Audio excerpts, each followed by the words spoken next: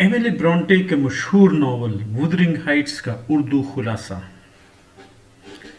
B S और M S अंग्रेज़ी अदब के तलबा के लिए वीडियो नंबर 79। ये एक ऑडियो बुक समरी है इदरीस खान की ज़बानी, और सारा क्रेडिट जाता है जनाब प्रोफेसर सर अहमद फरीद को, जो कि मेरे मेंटोर थे और एक अजीम आदमी थे। इस नावल का आगाज़ एक आदमी से होता है जिसका नाम है लॉकवुड। वो एक दूसरे शख्स हीथ क्लिफ से एक इमारत जिसका नाम है थ्रश क्रॉस ग्रेंज वो किराए पर ले लेता है, जबकि उसका मालिक मकान हीथ क्लिफ खुद वुदरिंग हाइट्स नामी बिल्डिंग में रह रहा होता है। मिस्टर लॉकवुड जो कि किराएदार है, वो अपने मालिक मकान से 2 बार मुलाकात के लिए जाते हैं, और वहां पर वुदरिंग हाइट्स में उसे कुछ जिन भूत जैसा महसूस होता है। वो घर की मुलाजमा नेली से कहता है कि वो इस अजीब गरीब जगह के बारे में उसको बताए कि यहाँ पे ये जिन भूत जैसा एहसास क्यों होता है। नेली कहती है ठीक है, और वो हीथ क्लिफ के बाजी के बारे में उसको बताती है। नेली लॉकवुड को 2 खानदानों के बारे में बताती है। एक खानदान का नाम है अनशा फैमिली और दूसरे खानदान का है लिंटन फैमिली। अनशा फैमिली के जो सरबराह थे मिस्टर अनशा, वो वुदरिंग हाइट्स के बिल्डिंग में रहते थे। उसके 2 बच्चे थे, बेटे का नाम है हिंडले और बेटी का नाम है कैथरीन। इसके अलावा उसने एक तीसरा बच्चा गोद लिया हुआ था जिसको हीथ क्लिफ कहा जाता है। अब ये जो उसका अपना बेटा हिंडले है, उसको गोद ले पालक बेटा हीथ क्लिफ से उसे हसद महसूस होता था, क्योंकि जो मिस्टर अनशा है और उसकी जो बेटी है कैथरीन, वो सारी मोहब्बत हीथ क्लिफ यानी लेपालक बेटे को दे रहे होते हैं, जिसकी वजह से हिंडले उससे हसद महसूस करता है। अब मिस्टर अनशा अपने बेटे हिंडले को एक दूर वाले कॉलेज में भेज देते हैं, और इस तरह कैथरीन और हीथ क्लिफ को एक दूसरे के करीब आने का मौका मिल जाता है। अब होता यह है कि मिस्टर अनशा की वफात के बाद हिंडले अपनी नई बीवी फ्रांसिस के साथ वुदरिंग हाइट्स में वापस आता है और हीथ क्लिफ के साथ इंतहाई जालिमाना सलूक शुरू कर देता है और उसे नौकर की तरह रखता है। अब हिंडले की जो बीवी है, एक बच्चे हैटन को जन्म देते हुए वो मर जाती है, और उसके बाद हिंडले अपना सारा वक्त 3 चीजों में गुजारता है: शराब पीता है, जुआ खेलता है और हीथ क्लिफ को गालियां देता है। दूसरी तरफ जो लिंटन फैमिली है, वो एक शाही खानदान है। इसके 2 बच्चे हैं, एक बेटी है एजाबेला और बेटा है एडगर। अब कैथरीन जो है, कैथरीन और हीथ क्लिफ ये लिंटन खानदान में दिलचस्पी लेना शुरू कर देते हैं।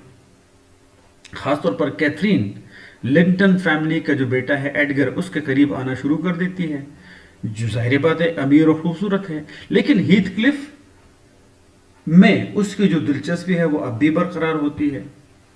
अब एक दिन हीथ क्लिफ कैथरीन को नेली को ये बताते हुए वो सुनता है कि वो हीथ क्लिफ शादी नहीं कर सकती,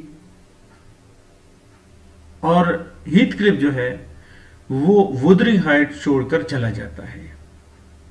3 साल के बाद जब वो वापस आता है तो वो वही अनपढ़ और गरीब आदमी नहीं होता, बल्कि वो इस वक्त वो अमीर होता है और वो बड़े गुस्से में होता है, और उसके सर पर इंतकाम सवार होता है। बीच में कैथरीन को एडगर से शादी करनी पड़ती है, और हीथ क्लिफ की वापसी के बाद कैथरीन उसे देखकर बहुत पुरजोश होती है। अब हिंडले अपनी दौलत की वजह से हीथ क्लिफ का इस्तकबाल करता है। पहले हिंडले हीथ क्लिफ को नौकर की तरह रखता था, उसके ऊपर जुल्म करता था, लेकिन अभी हिंडले को जुए और शराब की आदत पड़ी होती है और हीथ क्लिफ के पास पैसा होता है, तो हिंडले को हीथ क्लिफ के पैसे की लालच होता है। अब कैथरीन जो है वो हीथ क्लिफ से मिलती है और उसे बताती है कि उसके शौहर की बहन यानी एजाबेला उसे पसंद करती है। हालांकि हीथ क्लिफ और कैथरीन में अब भी मोहब्बत कायम होती है, मोहब्बत अभी खत्म नहीं होती। अब जब एडगर अपनी बीवी कैथरीन और हीथ क्लिफ के दरमियान یہ جو قربت بڑھتے ہوئے جب وہ دیکھتا ہے تو وہ اپنی بیوی کیتھرین سے کہتا ہے کہ تمہیں ایک کا انتخاب کرنا پڑے گا، یا تو تم ہیتھ کلف کے ساتھ رہو یا میرے پاس آؤ۔ اب کیتھرین بہت پریشان ہو جاتی ہے، اس کو شوق صدمہ لگتا ہے اور اپنے آپ کو کمرے میں بند کر لیتی ہے اور شدید بیمار ہو جاتی ہے۔ اس دوران ہیتھ کلف ایڈگر کی بہن ایزابیلا کے ساتھ بھاگ جاتا ہے اور اس سے شادی کرتا ہے، لیکن اس کے ساتھ ساتھ اس سے برا سلوک بھی کرنے لگتا ہے۔ چند مہینوں کے بعد کیتھرین ایک بچی کیتھی کو جنم دیتے ہوئے مر جاتی ہے۔ جلد ہی ہیتھ کلف کی بیوی ایزابیلا وہ بھی لندن بھاگ جاتی ہے اور ہیتھ کلف کے بیٹے لنٹن کو جنم دیتی ہے۔ اب ہنڈلے شراب اور جوئے کی اس کو چونکہ عادت ہوتی ہے، وہ سارے پیسے ہار جاتا ہے اور ہیتھ کلف دھڑا دھڑ اس کو پیسے دے رہا ہوتا ہے، وہ اس کو قرض میں ڈبو کر اس سے انتقام لے رہا ہوتا ہے۔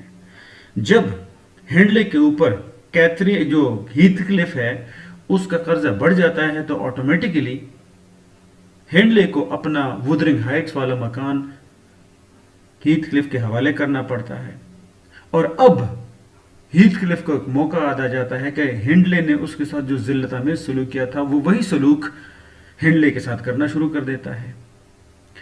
12 سال گزر جاتے ہیں اور کیتھی جو کہ کیتھرین کی بیٹی ہوتے ہیں جوان اور خوبصورت ہو جاتی ہے۔